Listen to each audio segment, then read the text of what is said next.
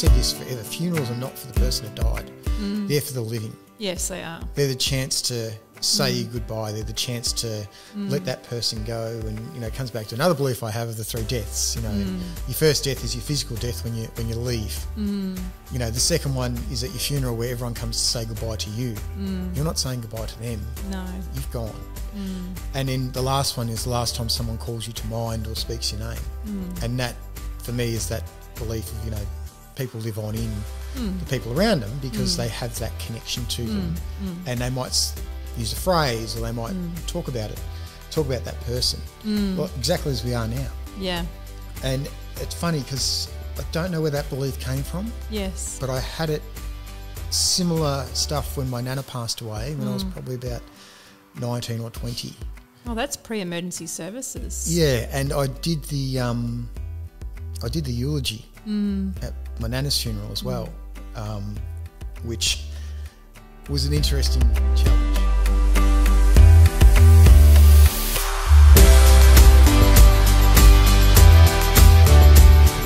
Hello, Quanta folks, and welcome to another episode of Fark the Shoulds podcast. I am Jodi from QuantiMama. And I'm McGill from QuantiPapa. Yes, you are. Hello, Jodi. Hello there, McGill. How you going? I'm going to tell you something really fun. This is episode 50. Oh, wow. Who knew we had that much to say? High five. It's pretty cool, huh? So Yeah. I was so glad to have this conversation with you and celebrate 50. I mean, I don't know if 49 is any different to 50, is it? Don't know. We'll find out next year, I suppose. Well,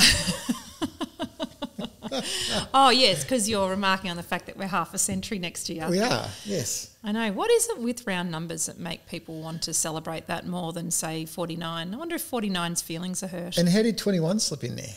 Yeah, I know, that's random. It's definitely not Australian. Maybe it's a bygone era. So it's interesting we're talking about turning 50 because that's actually not the subject matter today, but it kind of is related as well because we're talking about death done well today. Yeah, well, it's funny because we've obviously had a bit of reflection time lately. And very recently I had a family member pass away. When I was at the funeral, I bumped into a cousin who I haven't seen for a long time. And we were chatting and I made the comment that we've finally got to the point now where we're only going to see one another at funerals. Yeah. And you think about it, I mean, there was an ongoing joke for me growing up and talk probably in lots of families that, you know, you have 18th, 21st, then you have weddings, babies, you know, and suddenly you move on to a point and you get to the point where it becomes funerals and where I still think we're a bit early, but we're moving towards that. Well, I actually think there's a lot more death across the age ranges now too. So it's not shocking to me to hear that people who are in their 30s, 40s and 50s are actually completing their life is how I call it now. That's not a shock today, but 10 years ago, 5 years ago. Oh, absolutely. That was just so out of the ordinary that it wasn't funny. Absolutely. Before, say, 2019, 2020, I think is when the death rate went up.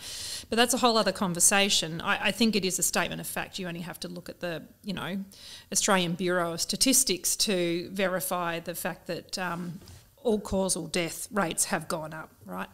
So anyway, I'm not so much interested in that because there's plenty of other conversations that talk about that. What I'm interested in is I think, again, we have a slightly unusual attitude towards death. And, I mean, look, that's probably been born out of our careers in emergency services, right? To some degree, but there's also a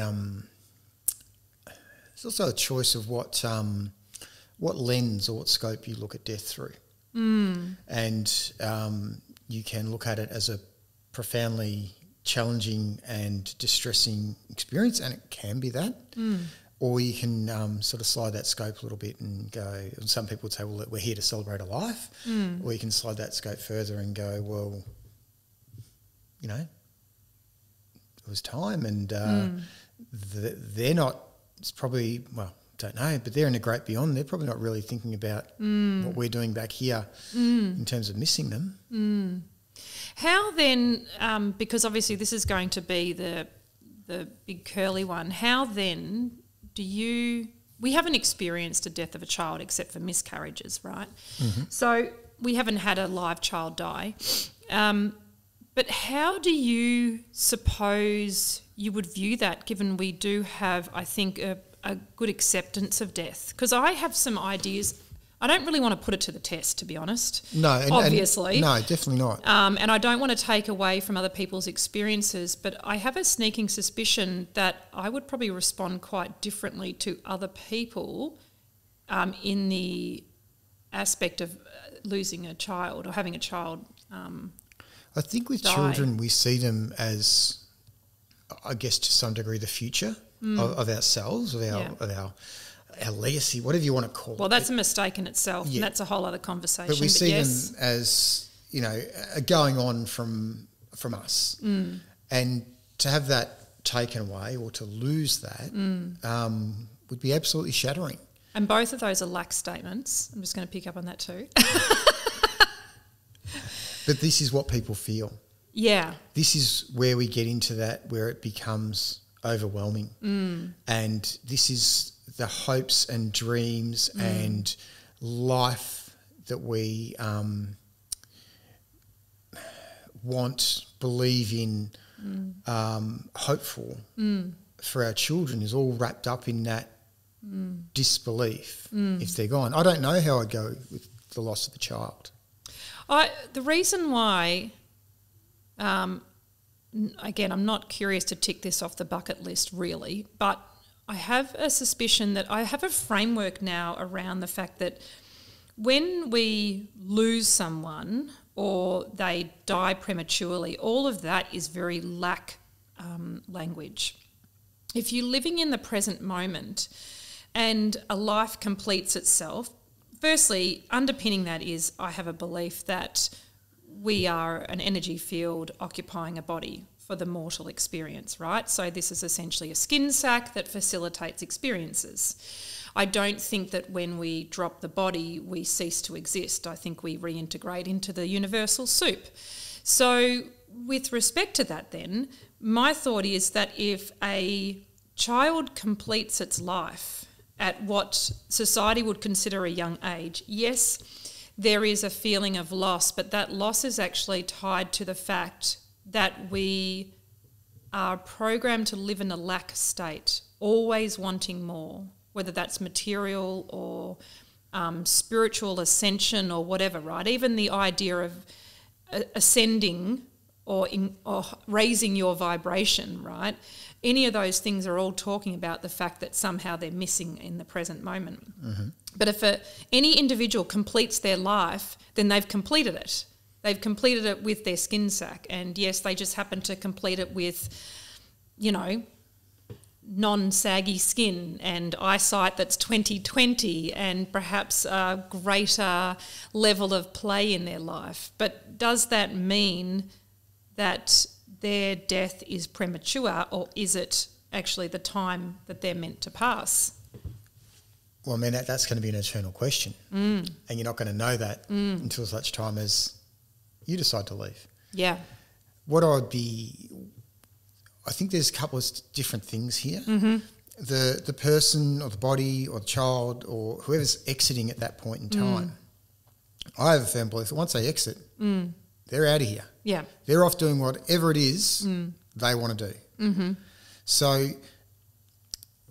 them leaving is for them, and you hear it, you listen to Zach Bush and you hear about the experience he has with bringing these people back from the other side where they're going, I was finally accepted, I was full of love and it was just, why'd you bring me back? Yes. And you look at that and you go, well, hang on a minute.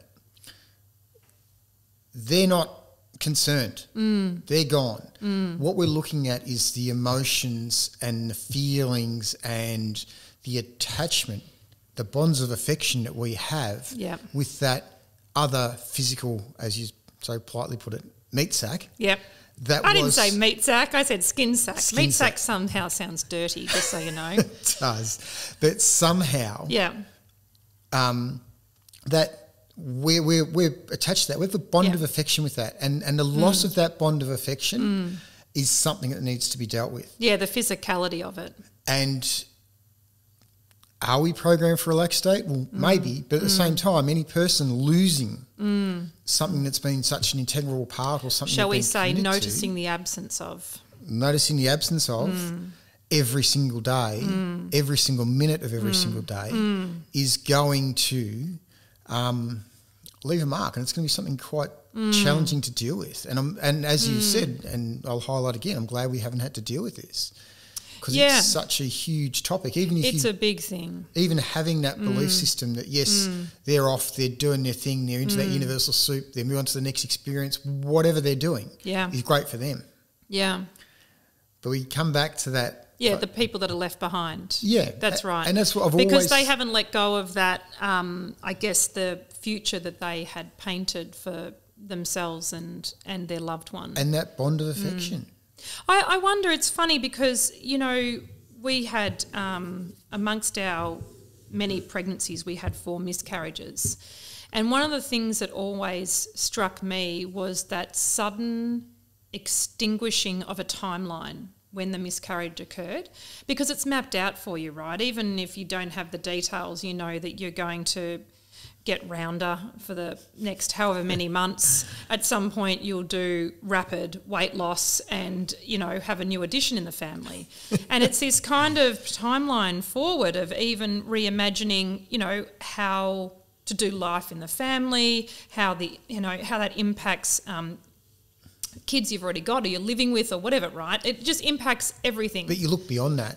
Of course. You start attaching hopes and dreams and events for this entity that has literally, as you said, has just started out and suddenly it's extinguished. And obviously having been there for all of that and, supporting you through that and myself through that, when it comes to miscarriage, we seem to look at it and go, we almost discount it to a point. Yeah, because they're not Earthside. They're not Earthside. So, but you still have that level of connection there. Well, you're almost gaslit into not being connected to it by other people because it's too uncomfortable. Whereas obviously a death of a human that's walking around their own skin sack is more confronting for people. But maybe that's also coming back to that the bond is there far more because you've had that interaction with that person, you've had far more to do with them, you've had... you've gone through all those little phases of you've created wiping memories. your bum, of teaching to walk, of, all those things, potentially. So that there's a much stronger connection that's got to be disconnected for one of the... Well, not fully disconnected because we... firm believer that you can send messages out there and get them back. Yes. From those across the timelines. You hook into the energy. Those bonds of affection. They're always there. Some people would say, the person lives on in you. Yeah. Well, yeah, probably to some degree because they've been such a part of your life. So the question then comes down to when you're looking at a timeline that basically didn't get off the ground. Yes. As opposed to one that's been here for... That's, had a start. Had 15, 5, 10, 15, 20, 30 years. I think the difference is the bond. It's all those experiences that you have with that. There's definitely that. There's definitely runs on the board, but I think also it's more weighted in society as well. And so when the greater community has a universal belief system about stuff, then that amplifies that as an expression. It just has to, right? Because a whole lot of people are getting on board with that belief that is so. So let's relieve our beautiful Quanta folks and move away from the idea of a child passing to our parents. Now, again, I haven't had first-hand experience of this, but you have. And I think that partly what we did well, by my assessment, was we held space really beautifully for their passing. The only thing I can relate to is when my grandmother and grandfather passed, and I was present for Just my grandfather. I think my grandmother must have passed already by the time I got to the hospital. So, but for the other three, we got to really hold space in the lead up to, or actually as they died, and it felt more reverential and more like how we do birth, which is how I view death. I think death done well mirrors or complements birth done well. Well, it's probably, I mean, birth and death are the two greatest transitions you're ever going to have in your life. Well, I've said to the kids, the very meaning of living is to have a death and a birth. That's the deal. That you can't start without one. Correct. And you can't finish without one. So, there's no race if you don't have a start line or a finish line. Yeah, you can do without the taxes part, because we all know that old joke. But, yeah, it's interesting. And, look, having had that first-hand experience and also having been in fields where we've dealt with other people's grief when it's been very raw, when they've had someone pass. You're delivering the news. Or you're present. Or you're present at the immediate aftermath. Yes. You tend to... it's funny because you can really feel the weight and the heaviness of the emotion that is attached in that moment.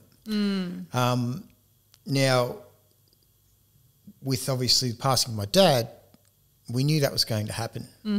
And I'd say from a purely practical point of view, I got to spend a great amount of time in there leading up to, and he still had full cognition and that sort of stuff for a while towards the end. And I was able to have conversations that I never would have approached as I just wouldn't have. Yeah. And then leading in. So I, for me personally, that bond of affection I really honoured, and I gave and asked every question I wanted to ask. And that probably culminated in the fact that I wrote my father's eulogy and I read it to him in the hospital. Yeah. And that was amazing, you know, and watching each of those words and the way that I'd put it together and what I wanted to say about him was just so powerful. Yeah. But at the same time, that was probably the point in time where I was releasing a large amount of that bond of affection. And then the passing came, and it was still... it was expected, and it was still a shock. And it was funny because I remember he was in Melbourne, and we were obviously living down close to the beach. And I'd finished work and I was exhausted, but I just had this really strong drive to go and see him in palliative care. And so I must have got there at about 11 o'clock at night and was there for about, actually would have been earlier than that, but I was there for about an hour. I remember driving home and getting into bed and then getting a phone call probably an hour and a half later, and he'd passed away in that time. And my mum and my sister had been fortunate enough to be back there. But in terms of when it came to the saying goodbye to Dad at his funeral, because funerals, and I've said this forever, funerals are not for the person that died. They're for the living. Yes, they are. They're the chance to say goodbye. They're the chance to let that person go. And, you know, it comes back to another belief I have of the three deaths. You know, your first death is your physical death when you leave. You know, the second one is at your funeral where everyone comes to say goodbye to you. You're not saying goodbye to them. No. You've gone. And then the last one is the last time someone calls you to mind or speaks your name. And that, for me, is that belief of, you know, people live on in the people around them because they have that connection to them.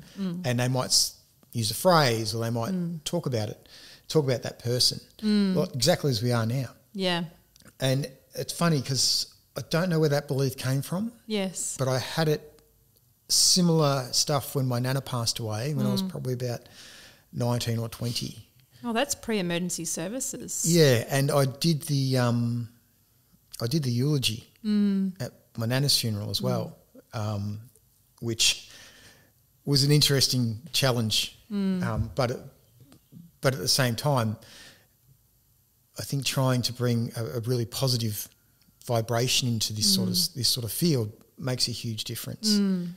And then I guess the other experience that you touched on that goes directly to me was the passing of my mum, where again you and I were all ready to go away for a weekend. And I remember saying to you, I ummed and ahed over it for ages, and I know, you 100% got my back. You are the other half of me.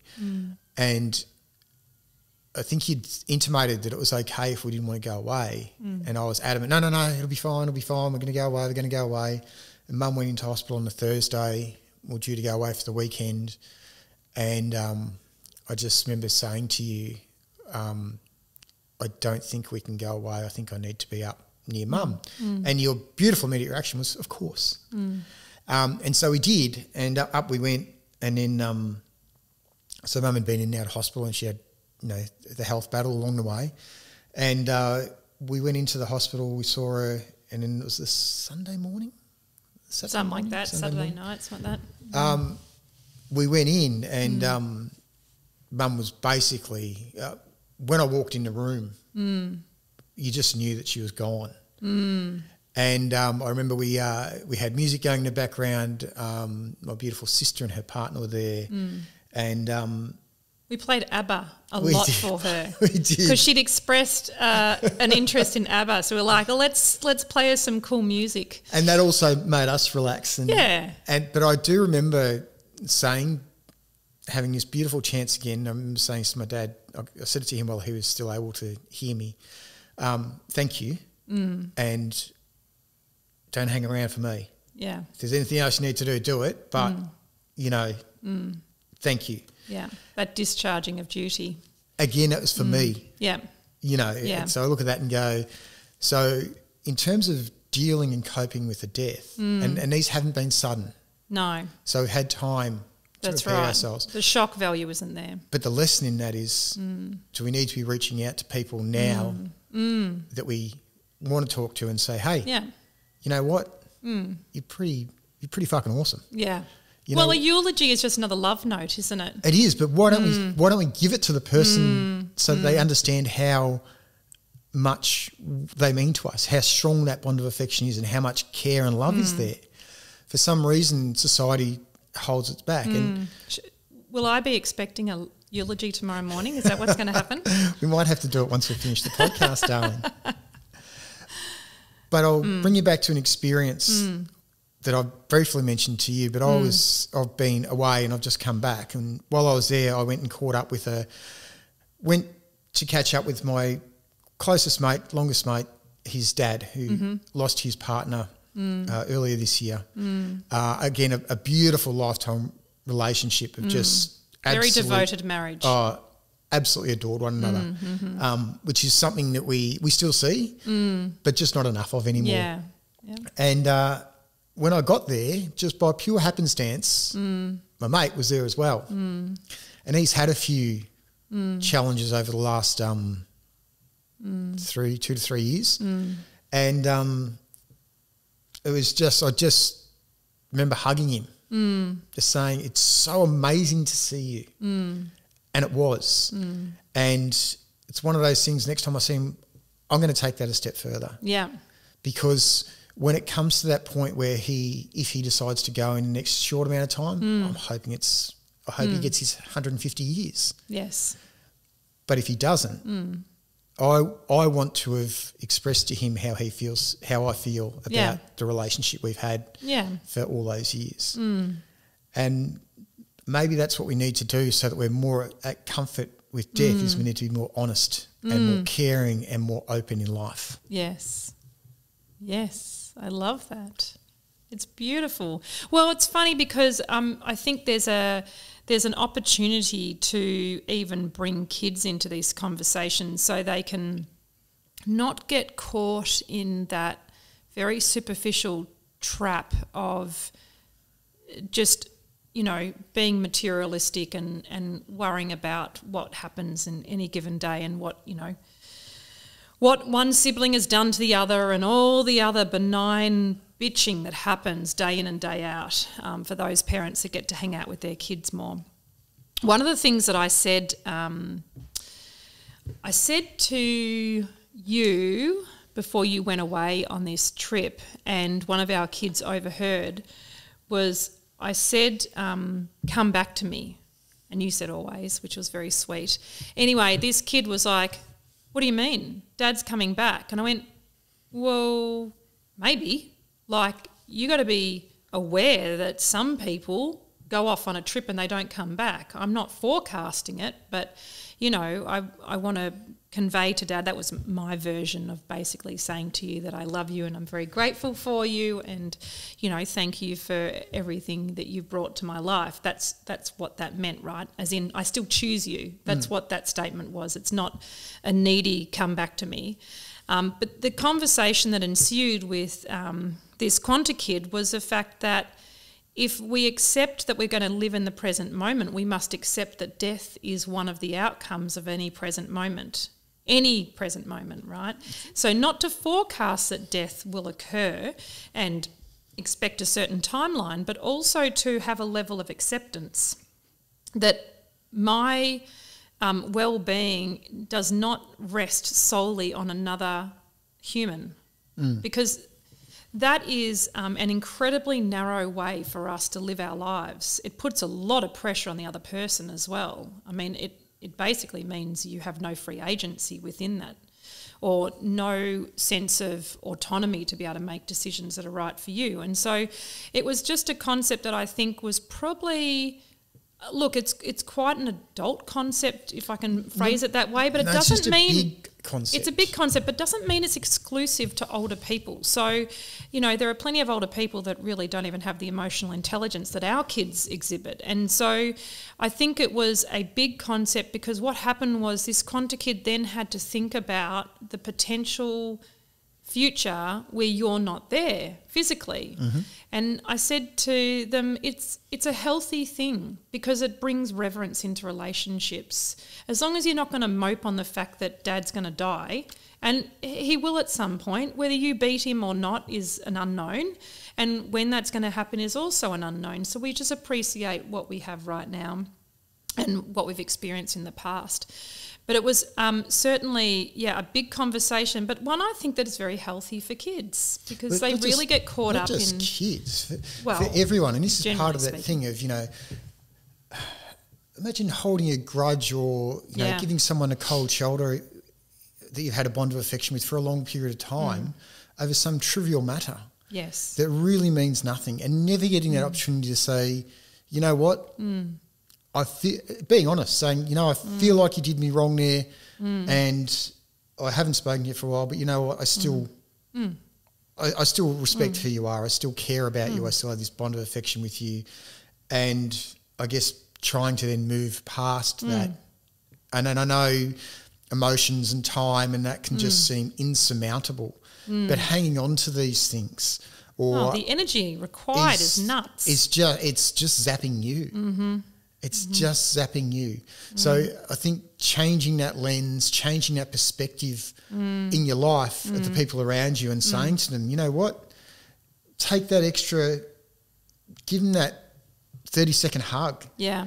And it's funny because when I got back, I had the beautiful long hug with you, which was just so heart-based and connected. And then out comes one of the Quanta kids who was home, and I get this amazing long hug.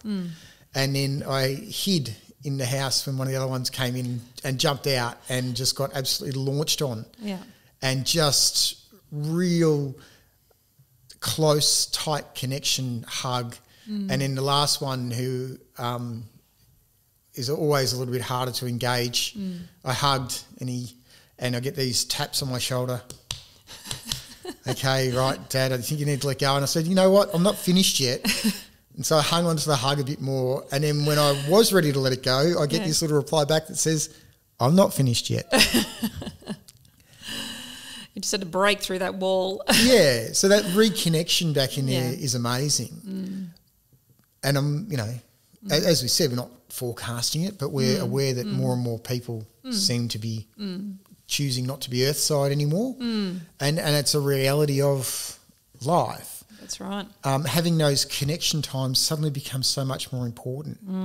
How do you wish, if it was me to go, how do I wish to be remembered? What do I want my children's takeaway to be? Do they want it to be when I'm completely unhinged because whatever's tipped me over the edge and I've lost my marbles and I'm, you know, not a good person at that point in time? Or do I want it to be that hug, that moment of connection and me saying I'm not done yet and just wanting to be in that space. But I would argue that's none of our business anyway, what their lasting impression is of us. So, you know, like everything is given freely, right? So when I'm of service to the kids, I'm not doing it for a transaction of, oh, I hope they see me as a better mother than other options out there. Like, it's just not. It's just in that now moment I get to choose. Do I want to be of service to the kids right at that moment or not? So what I'd say is, do you want to be remembered in a loving, positive light? But that's what I'm saying. I'm actually not bothered by how I'm remembered, Oh, I see that. right? But that's a big one for me. Is it? Yeah, okay. I know an identity thing, darling. It is. But I have a very tight connection, as you well know, to everyone that's in my inner circle, everyone that's my bonds of affection. I have a really, you know... Yeah, it's very heart-based. It is. I think you're kidding yourself if you think you have... the deciding vote, or you have some instrumental impact on how you are remembered. They will choose how they want to remember you. They will, but what I'm hoping is what they're seeing most of the time is the better version of me, because I'm bringing that to them. I don't know. I mean, I feel like I am generous equally with the kids, and they all receive it differently. So that prism of perspective is always very different, and sometimes feels quite unfair.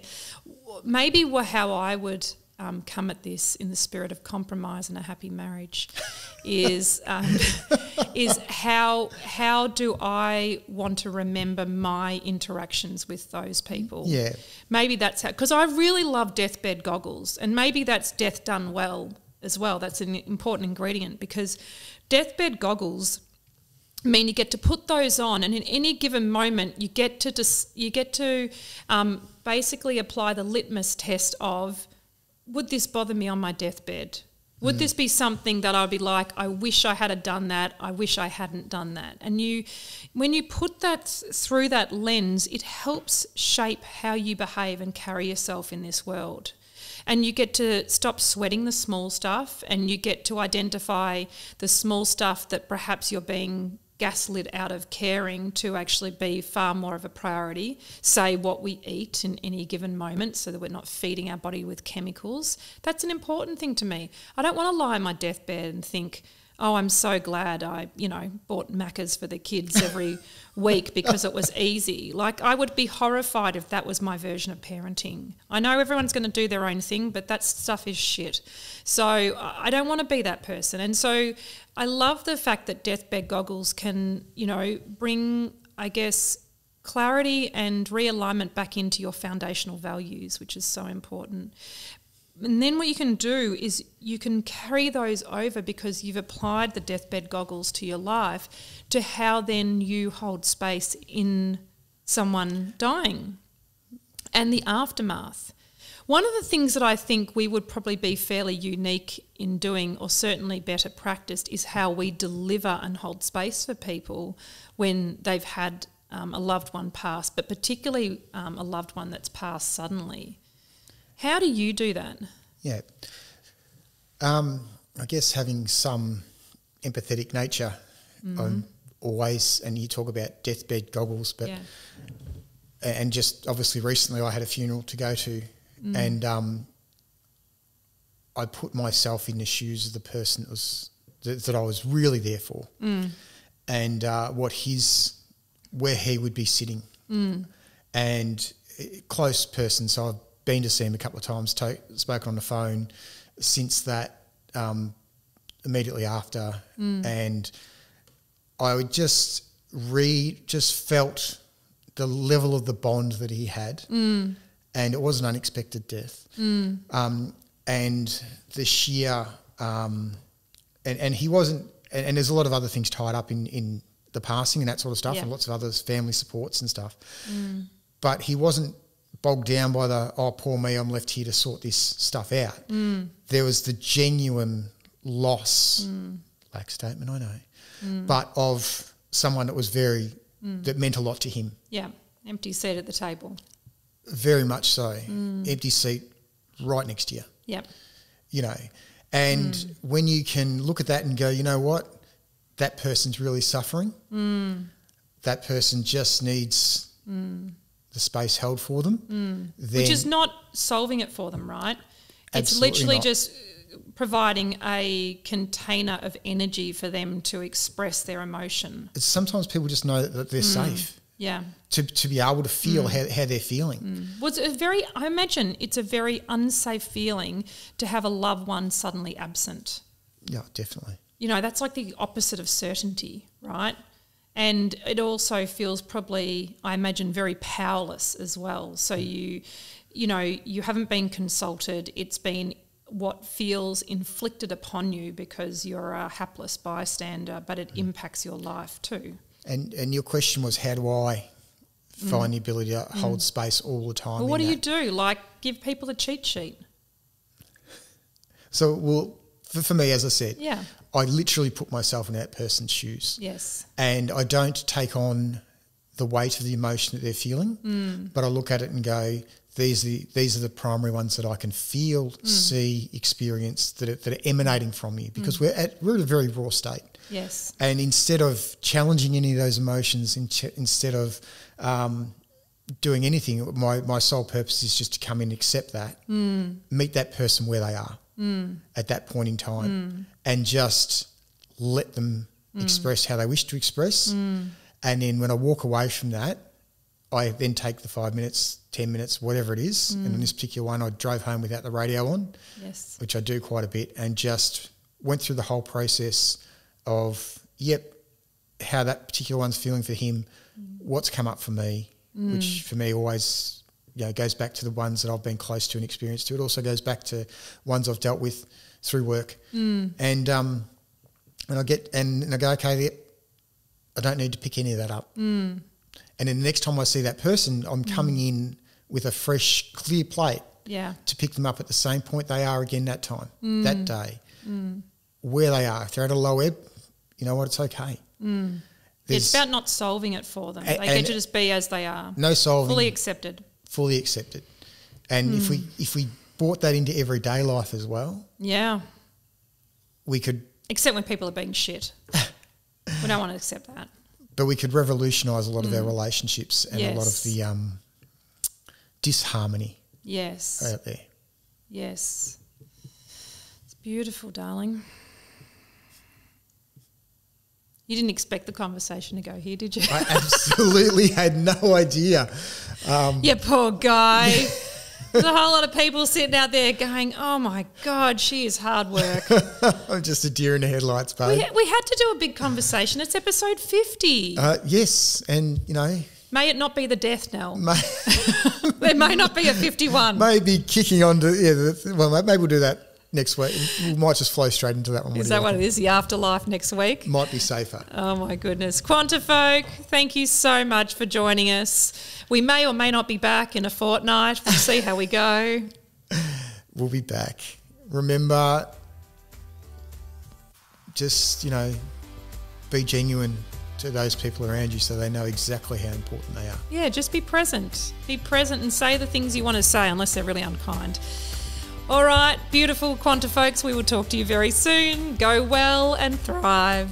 Bye.